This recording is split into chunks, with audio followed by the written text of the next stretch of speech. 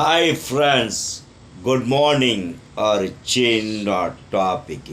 சில பேர் இருக்கானுங்க, அடுத்தவங்கள குறை சொல்கிறது தான் வேலையை. ஏன்னா அவங்ககிட்ட குறைகள் நிறைய இருக்கும், புரியுதுங்களா? அதனால் அடுத்தவனை பற்றி தப்பாக பேசுறது தான் வேலை. என்ன, நம்ம முதுகுக்கு பின்னாடி என்ன அழுக்கு இருக்குது அதை பார்க்கணும். அதை பார்க்க மாட்டாங்க சில பேர்.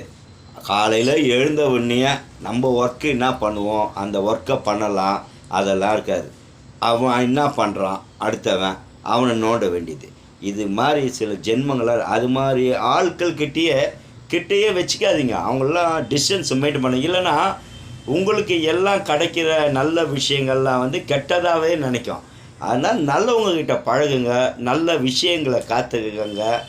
ஏன்னா கெட்டவனா அவனை திருத்த நம்ம முயற்சி பண்ண முடியும். அவன் எப்படின்னா கெட்டு போட்டோம், நீங்கள் ஒரு வாட்டி சொன்னீங்க வச்சுங்க, அவன் கேட்க மாட்டான்.